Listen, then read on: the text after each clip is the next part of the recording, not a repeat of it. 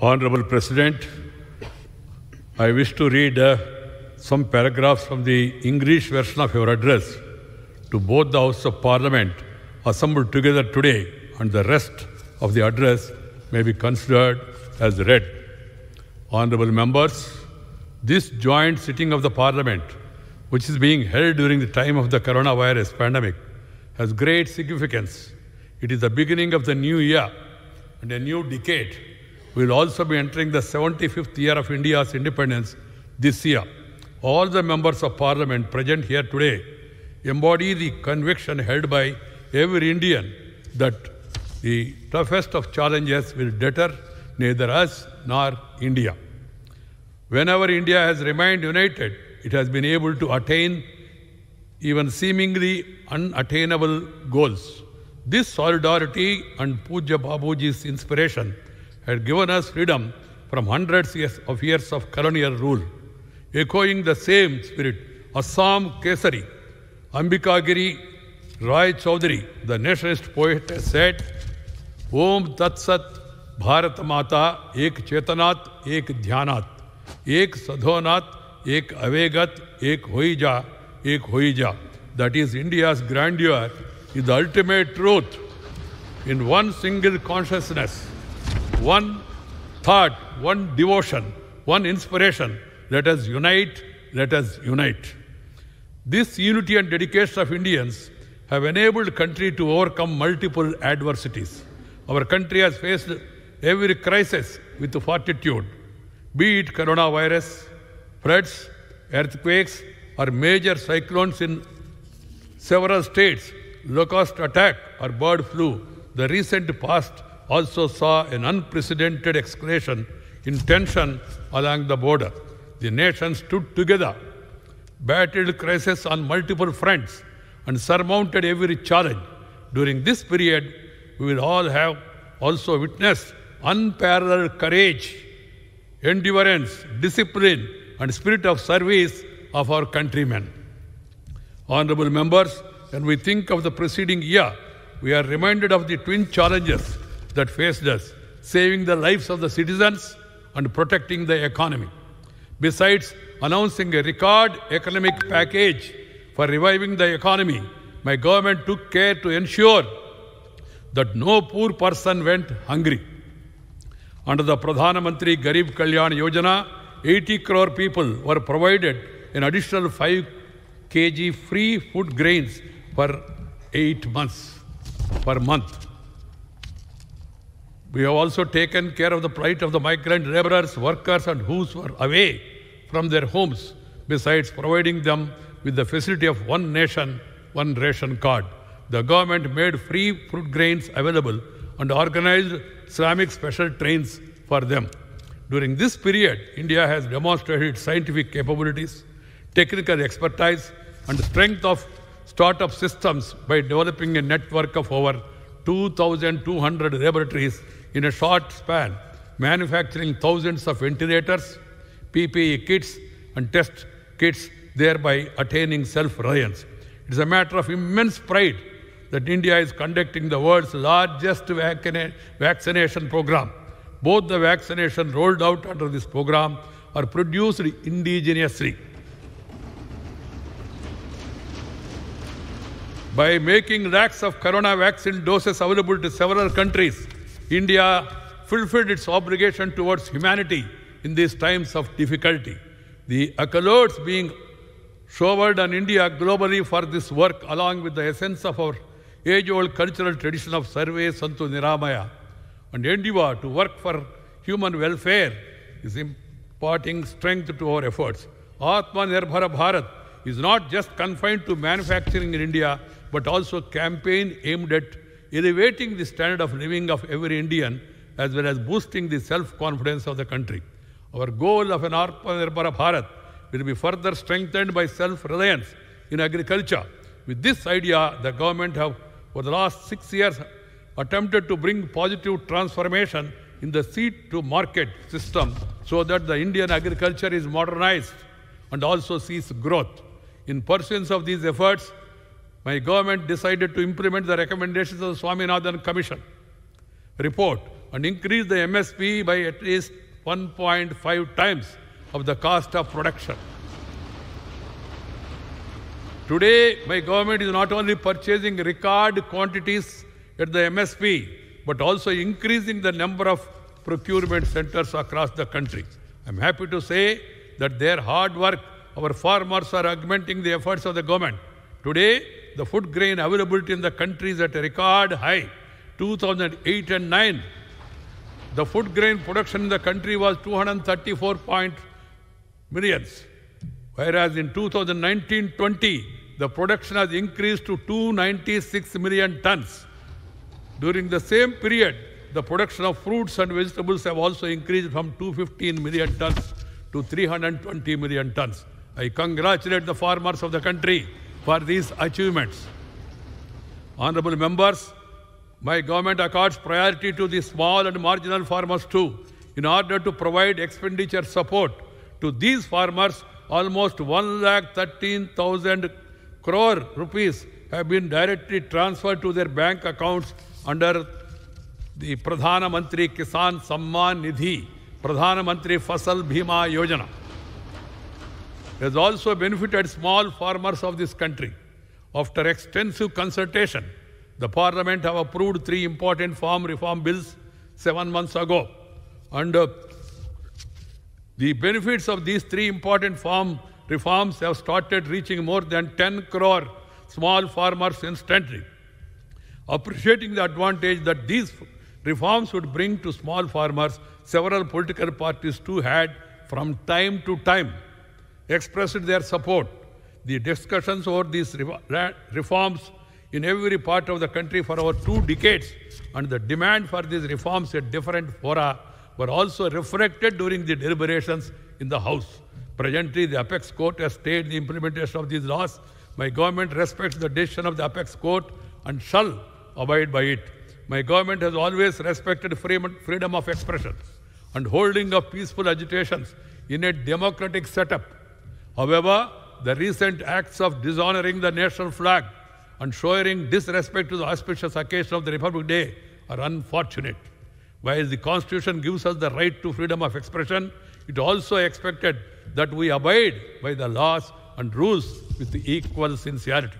My government wants to make it clear that the rights and facilities available under the system prevailing before the enactment of these 3 new laws are not going to be affected by any way.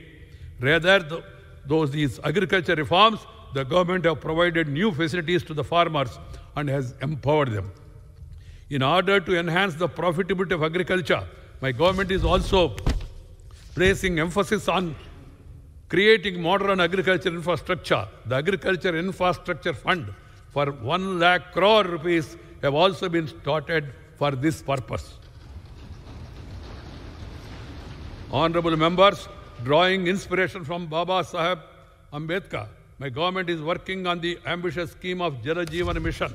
Besides delivering water to every household, Har Ghar Jal, work on water conservation is also progressing in a rapid pace.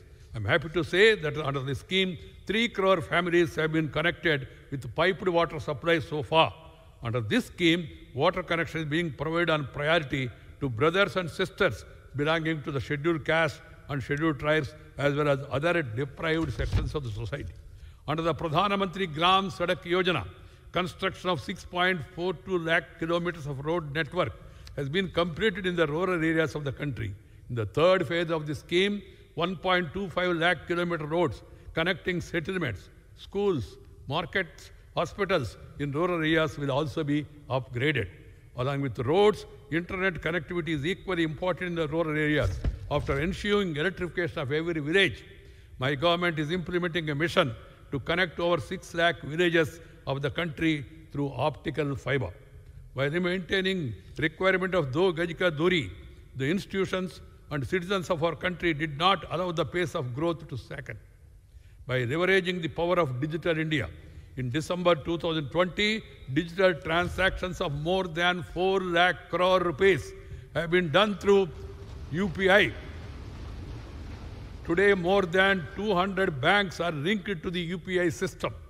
The trinity of Janadhana accounts, Aadhaar and mobile, JOM, has helped safeguard the rights of people. Because of the JOM Trinity, 1,80,000 crore rupees have been saved from falling into the wrong hands. My government believes that building modern infrastructure will serve as a strong foundation for a new and Atmanirbhar Bharat. Rapid execution of all infrastructure projects, submarine optical fiber, cable from Chennai to Port Blair, and also the Atal Tunnel or the Char Dham Road project, our country has been forging ahead with the developmental works.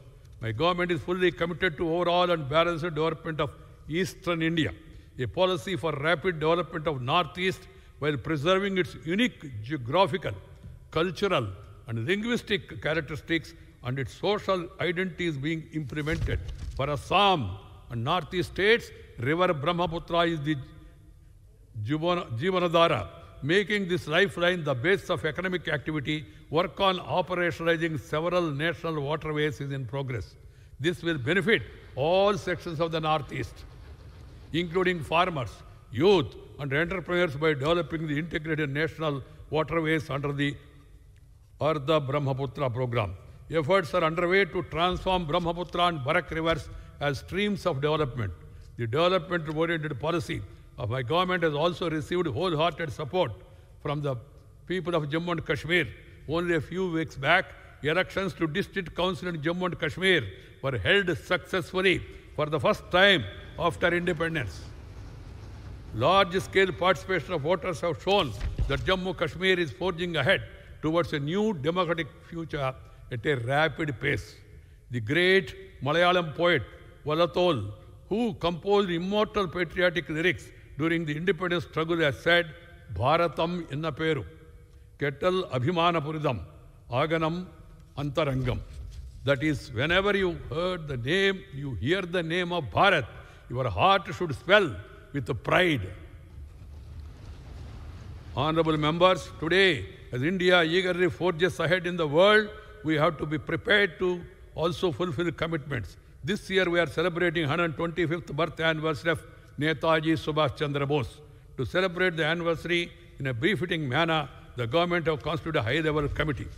We also celebrate our Venerable Guru Tej Bahadur's 400th Prakash Parva with great reverence. Along with these commemorations, the Amrita Mahotsav, marking the 75th year of India's independence, will also commence from this year. We have to achieve new goals with the same strength of collective unity we displayed last year. In the last few years, India has accomplished many tasks which were once considered extremely difficult to achieve. Women's participation in armed forces is increasing. Construction of a grand Ram Mandir has commenced after the Supreme Court judgment. India has registered a record improvement in the ease of doing business ranking. Now special emphasis is being laid on reducing compliance burden. Direct benefit transfer, which was being disregarded earlier, has facilitated funds transfer of more than 13 lakh crore to beneficiaries during the last 6 years. Today, lakhs of middle-class citizens are benefiting from the Real Estate Regulatory Authority established under the Real Estate Regulation Development Act. During this period, not only were the new laws passed, but more than 1,500 archaic and irrelevant laws were also repealed. More than 21 crore poor were linked to Pradhan Mantri Suraksha Bhima Yojana for a premium of just ₹1 per month to ensure that the eventuality of an accident, poor families do not have to run from pillar to post. About 9.5 crore people were insured under the Pradhan Mantri Jeevan Jyoti Bhima Yojana for a premium of just 90 paise a day, so that in the case of death of a bread earner, the family may receive some support. More than 41 crore Janadhana accounts were opened so that the poor may benefit from banking system. More than half of these accounts belong to our sisters and daughters from poor families. Honorable members, Jyotirabindranath Tagore, the elder brother of Gurudev Rabindranath Tagore, the illustrious son of West Bengal, the land of Veda, spirituality and talent, had penned a powerful patriotic song. He said, quote, Chol re chol, Sobhe Bharato Santan. मातृभूमि कोरि आवाहन विरोधर्पे पौरुषगर्भे सादरे साध शोभे देशरो कल्याण. That is, motherland is beckoning all the children of Bharat to keep moving forward together, to move ahead with the self-esteem and confidence of courage and aspire the welfare of the nation. So come, let all citizens move forward together. Let us fulfill our duty and contribute to nation building. Come, let us make Bharat Atmanirbhar. I convey my best wishes to all of you. Jai Hind. Namaskar.